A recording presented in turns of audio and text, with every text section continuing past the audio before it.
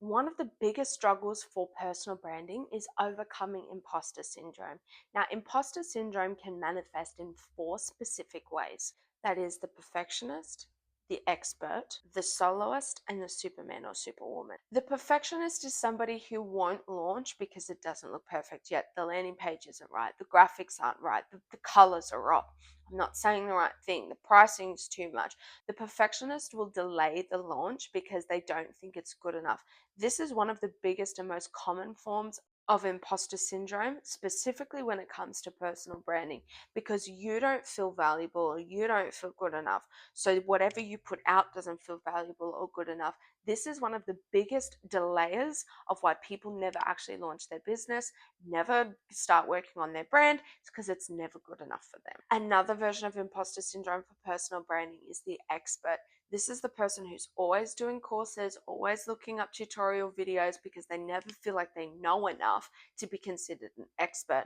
And if they don't consider themselves an expert or consider that they're seen as an expert, they don't like to post anything. So this person is constantly chasing knowledge and never launching a product or never launching their brand because they don't feel like they know enough. This is typical for younger generations who are trying to build up a personal brand. They want to showcase that they know what they're talking about, so they naturally try to embody the expert. This is a big form of imposter syndrome and needs to be addressed in order to step into the personal brand. Another version of imposter syndrome is the soloist. Now, this is somebody who struggles to ask for help because they believe that success needs to be achieved alone. This is your typical entrepreneur who believes that the only way that they're going to make it is if they slug it through the mud and try their hardest and work and fail and get back up and get back up and keep moving and trying their best and never asking for help because they believe that they can do it alone.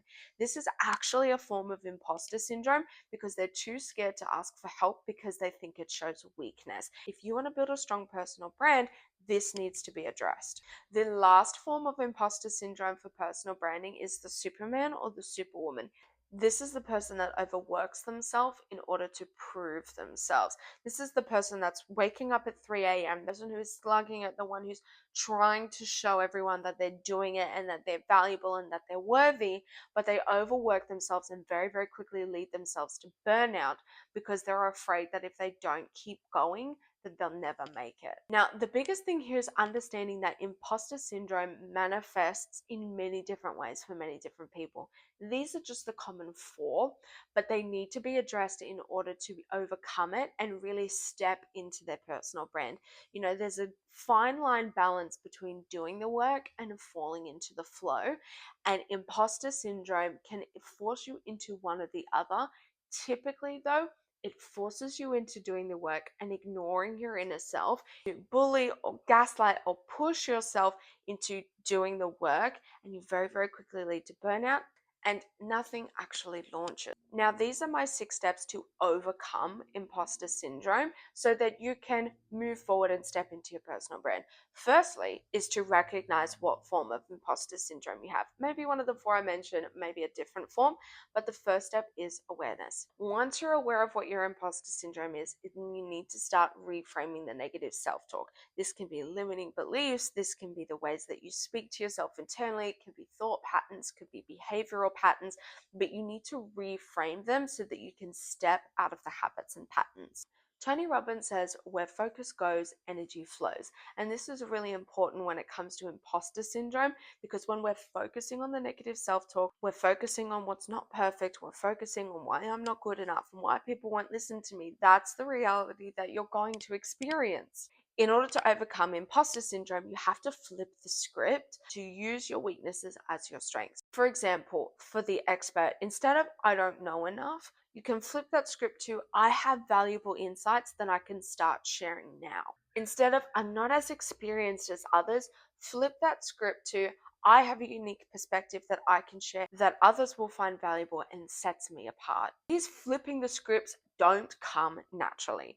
Awareness becomes before reframing because you have to acknowledge when you're talking to yourself negatively and be able to stop yourself in the moment and flip that script. The second step to overcome imposter syndrome is to own your story and to step into it fully. When we become adults, we accept the things that people talk about us, we accept the shitty stuff that's happened, and we just say, that's how it is, this is how I've always seen it. Owning your story is radical love and acceptance of what you've been through, and acknowledging that that story is what makes you unique. That story, that timeline, that solution, that problem has brought you to this point. And know that your personal brand is the only thing that makes you unique. If you were to strip everything away, the only thing that you have unique to yourself is your story and your experiences. But remember, your brand is not just what you've experienced, it's how you communicate it. It's not about finding the perfect story. It's about communicating your story in a way that connects and inspires with your audience to attract them to how you can help them. A lot of the experts will say the person that you're trying to serve is the person that you were 10, 15 years ago. So understanding your story helps you understand the story of the people that you're trying to communicate with and demonstrate what you've been through to connect with what they're going through and how you can serve them. The third way to overcome imposter syndrome is to share without the expectation of perfection.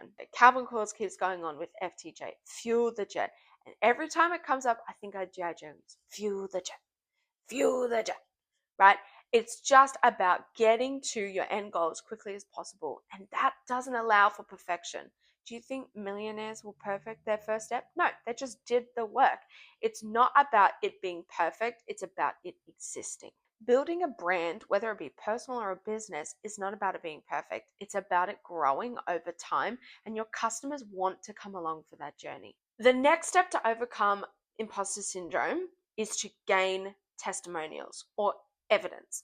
Now, Tony Robbins speaks about this a lot in his book, and I'm going to mention it in a future video, but he talks about limiting beliefs and how they're like a table. The belief, like I'm not good enough, is really the tabletop, right? Useless on its own. What actually gives your limiting belief legs, and in this case of a table, actual legs, is evidence, both true and false. So you want to stack the truths on top of the false, right? Because we pull from false evidence when we're overthinking things, or somebody said something and we took it in the wrong way. These are legs that we're like, that's evidence, and we put it under a belief. That is what makes it limiting. So you want to start stacking truth-based evidence like testimonials, conversations with good friends, quality people, and you want to stack those to provide evidence of empowering beliefs. Next, you want to support yourself with supportive networks. All of the rich folk go on about, proximity is power. Surround yourself with positive people. Now, for some people, you might find that difficult. You might look at all of your friends around you and go, I don't have anyone around me that's really doing what I want to do or is trying to support me. Go online and find online communities doing what you're trying to do. Mastermind have 2 Facebook groups that are just full. Mastermind by Tony Robbins and Dean Graziosi is just full of people around the world working on bettering themselves, working on their next step. And they are so encouraging. There is such a pool of knowledge in those groups. Go and find your groups. It's better if you can find communities in your local area, events that you can go to, people that you can hang out with or connect with. I understand that's not possible. And sometimes, at the beginning of your journey, it's hard to jump into those groups because you don't feel worthy. Work on that. But while you work on that, listen to the experts. Listen to Brené Brown, Tony Robbins, leaders in your field. Listen to what they say because they're the ones that are going to motivate and support you and lift you up. The people around you, I'm not saying they'll drag you down, but I'm not saying they're going to lift you up either. And being held stuck where you are is just as bad as being dragged down because if you're not growing, you're essentially dying. And lastly, this one's an easy one, do the work. The fastest way to get over imposter syndrome is to actually do the work. Do the work scared, do the work uncertain, do the work with half the piece of the puzzle. Imagine if you gave up now. If you got to the afterlife or wherever you think you go after this one, and you look at your maker dead in the face and they tell you that you were this close, to reaching your full potential, to achieving your dreams, to fulfilling your goals. You were this close and you gave up. That's not an option for me.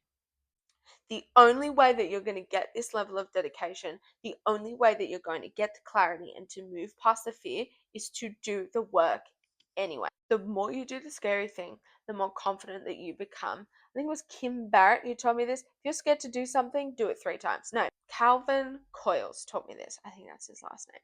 If you're scared to do something, do it 3 times. The first time, if you screw it up, you still got 2 chances to perfect it. If you absolutely nailed it the first time, then you've got 2 more chances to absolutely nail it. So if there's one takeaway that you can take from this YouTube, is to pick one thing that scares you and commit to doing it 3 times. Now, if you want more about personal branding, personal and professional development, energy, and spiritual woo woo, I post every Wednesday at 10 a.m. Australian Eastern Standard Time, and you'll be able to get lots of tips, tricks, and advice on my YouTube channel. Thanks for watching.